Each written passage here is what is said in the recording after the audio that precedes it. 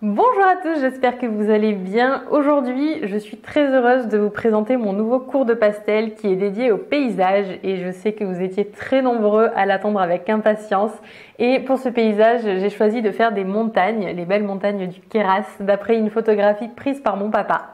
Et je suis particulièrement contente de vous présenter ce cours parce qu'il va aborder des points qui sont assez important, je trouve, et je suis sûre que vous allez être nombreux à progresser grâce à lui.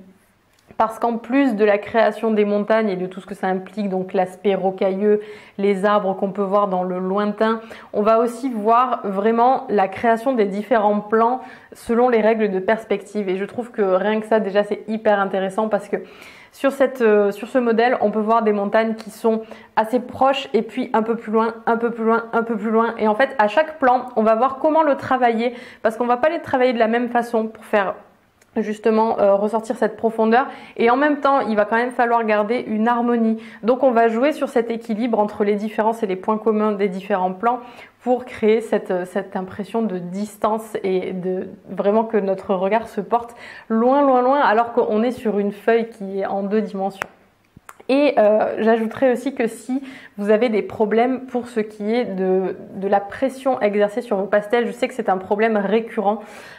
Si vous avez du mal à la gérer, faites ce cours et vous n'aurez plus de mal à la gérer. Vraiment, j'en suis convaincue parce que en fait, on va énormément travailler là-dessus parce que on va voir comment créer ses propres couleurs, ce qui implique beaucoup de superposition. Et là, la pression exercée est cruciale. Et comme on va le faire vraiment quasiment tout au long du tableau, même tout au long du tableau, je pense que si vous faites ce cours avec moi, même si vous éprouvez des difficultés au début, quand vous aurez terminé, je pense sincèrement que vous maîtriserez ça très très bien pour vos prochains tableaux. Donc ce cours pour moi c'est vraiment l'occasion de passer un cap. À la fois donc pour la pression exercée, mais aussi justement pour les couleurs. Vous allez voir à quel point le pastel est un filtre et à quel point le fait de les superposer peut complètement modifier l'aspect d'une couleur et vous aider à créer vos propres nuances quand vous ne les avez pas sous la main. Alors je voudrais préciser aussi que j'utilise beaucoup de bâtonnets dans ce cours et beaucoup de crayons aussi. Et je n'ai pas pour objectif de vous faire dépenser tout votre argent en matériel, loin de là. Donc si vous n'avez pas toutes les couleurs, si vous devez en acheter beaucoup par rapport à la liste de matériel que je vous fournirai, n'achetez pas tout. Je vous ai précisé dans la liste les couleurs que j'utilise le moins fréquemment dans le cours. Il y en a que j'utilise juste un tout petit peu. Et en fait, je voudrais vraiment que vous puissiez les remplacer par celles que vous avez à votre disposition et que vous jugez la plus ressemblante. Parce que ça fait partie des choses que vous devez savoir faire selon moi. Si vous voulez commencer à créer vos propres tableaux ou si vous voulez améliorer vos propres tableaux, il faut améliorer votre œil par rapport à ça. Donc profitez-en, c'est un exercice et ça vous fait économiser de l'argent pour vraiment faire avec ce que vous avez, ça me paraît important. Avec ce cours, on est ensemble pour 6h30 de pastel, donc faites des pauses, ne faites pas tout d'un coup. Et pour aujourd'hui, j'ai choisi de vous présenter 5 minutes de la création du ciel en négatif. Je sais que beaucoup d'entre vous ont du mal à garder une surface claire, propre, en particulier quand le pastel autour est plus foncé. Or là, on a un beau ciel bleu très très clair et du coup, j'ai choisi de le faire après les montagnes, ce qui est quelque chose que vous voulez absolument éviter si vous vous lancez tout de suite dans la création de votre tableau. Parce qu'en fait, en général, on commence par le ciel, parce que c'est le ciel la valeur la plus claire, souvent. Donc, on a besoin de cette valeur-là pour créer les autres, tout ce qui se trouvera sur le sol. Mais j'ai fait des études préparatoires pour ce cours, j'ai fait le tableau en format miniature et j'ai fait une étude de valeur. Donc, je savais quelle couleur j'allais utiliser pour le ciel. Et ça me paraît important de le préciser, même si je vais le repréciser dans l'extrait, mais je ne vous recommande pas de vous lancer tout de suite dans la création du tableau en gardant le ciel pour la fin. Faites d'abord une petite étude sur un tout petit format, comme ça vous saurez quelle couleur vous allez utiliser et là vous pourrez garder les éléments les plus clairs pour la fin du tableau si vous avez peur de les salir.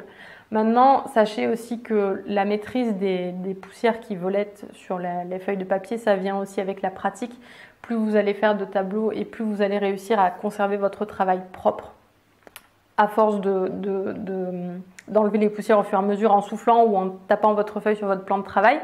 Et aussi en utilisant des feuilles de papier, par exemple du papier cristal, à poser sur votre travail pour éviter que les poussières ne viennent se déposer par-dessus. Mais ça, c'est des petites choses qui viennent au fur et à mesure. Donc voilà pour ce que je voulais vous dire dans cette introduction. Je vous laisse avec l'extrait de 5 minutes. Et n'oubliez pas que le cours est téléchargeable. Si vous me regardez sur mon site, ça se passe juste en dessous de la vidéo. Et si vous me regardez sur YouTube, vous avez le lien dans la description. C'est parti pour l'extrait.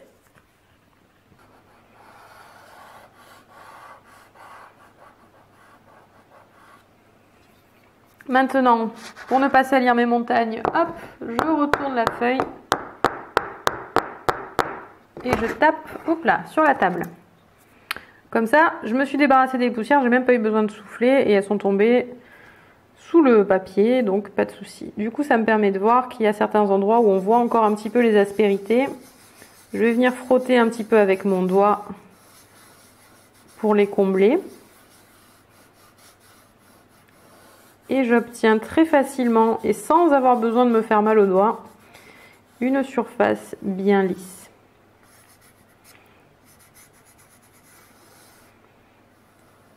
Je fais attention quand je me rapproche des montagnes. Je ne veux pas par inadvertance passer mon doigt sur une montagne parce que sinon ça serait très moche sans aucun doute. Donc il faut faire attention.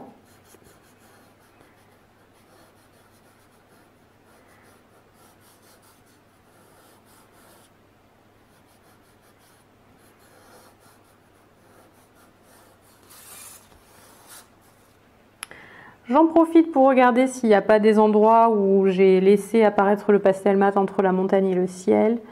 Ça me paraît pas mal. Il y a quand même ici où c'est un peu trop droit, donc je vais venir...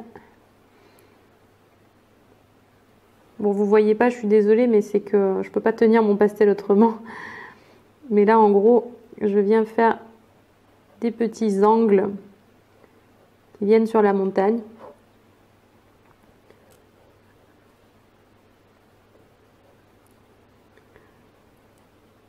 Pour créer du relief.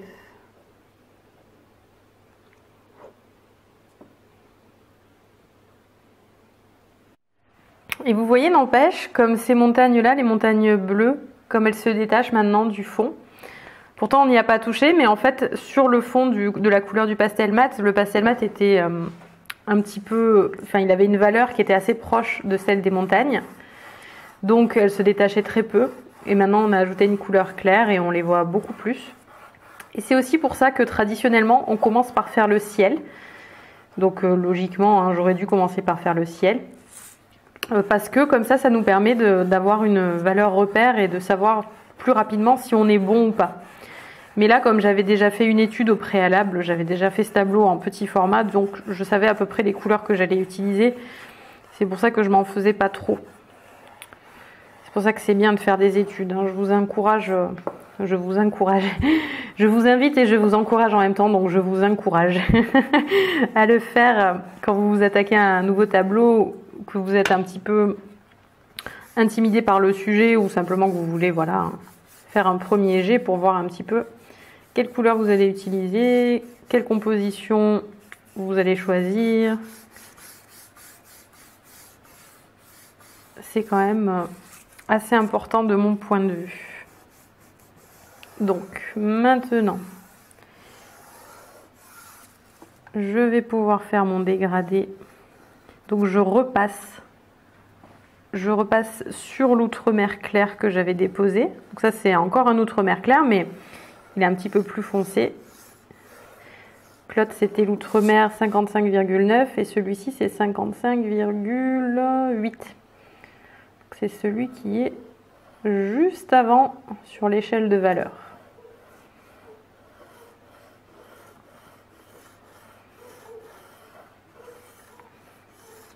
Voilà, j'ai repassé. Maintenant, avec mon doigt, je viens bien mélanger les pigments. J'ai fait des mouvements très horizontaux. J'évite autant que possible de faire des traits dans tous les sens parce que sinon Là, si on voit un petit peu le trait en fait par transparence, vu que c'est horizontal, c'est pas grave. Ça peut évoquer un espèce de petit nuage ou juste voilà, hein, l'aspect naturel du ciel. Alors que si j'avais fait des trucs comme ça en diagonale, là c'est plus gênant. Alors on peut se permettre de faire des traits dans tous les sens quand on est vraiment sur la sous-couche et qu'on sait que voilà, on va ajouter de l'épaisseur et donc le papier sera bien nourri, donc on pourra lui donner la forme qu'on veut. Mais là c'est des couches assez fines, donc on va éviter.